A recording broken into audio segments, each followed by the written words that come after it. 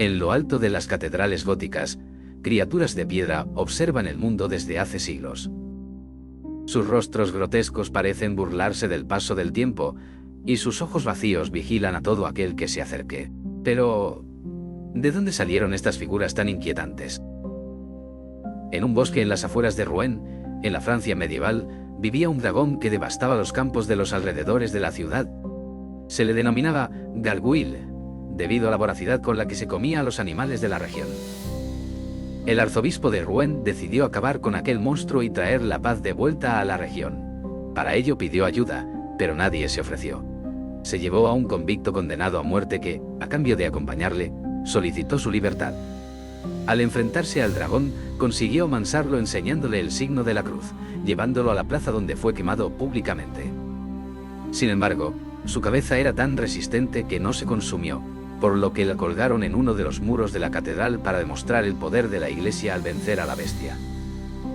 Las gárgolas son esculturas talladas, casi siempre en piedra caliza, que sobresalen de los muros.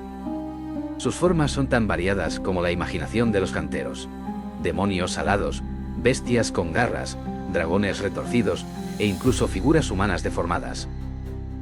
Más que adornos, son ingeniosos desagües medievales.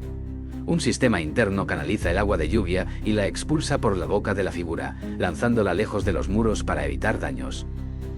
A veces, incluso se aprovechaba la ocasión para tallar animales domésticos o caricaturas de personajes de la época. Su uso se popularizó entre los siglos XII y XV, coincidiendo con el auge de la arquitectura gótica. Aunque solemos asociarlas a catedrales, también se colocaban en monasterios, castillos y algunos edificios civiles. Cada gárgola era única. Los canteros gozaban de libertad creativa para darles un aspecto terrorífico, cómico o surrealista. Algunas incluso representaban escenas de la vida cotidiana, pero exageradas hasta el grotesco. Para el hombre medieval, las gárgolas no eran solo tuberías esculpidas. Eran guardianes protectores contra las fuerzas del mal. Su fealdad extrema servía para espantar demonios y recordar a los fieles que el pecado acechaba más allá de los muros sagrados.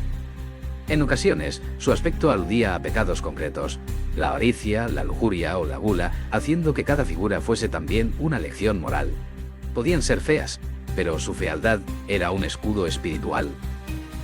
La próxima vez que mires una gárgola, piensa que bajo la lluvia ha visto pasar guerras, plagas y reyes, que ha contemplado el mismo horizonte durante siglos, impasible ante el tiempo. Y quizá, solo quizá, cuando la ciudad duerme y nadie la ve, todavía recuerda que un día fue más que piedra. Si te ha gustado este vídeo, dale a me gusta y no olvides suscribirte.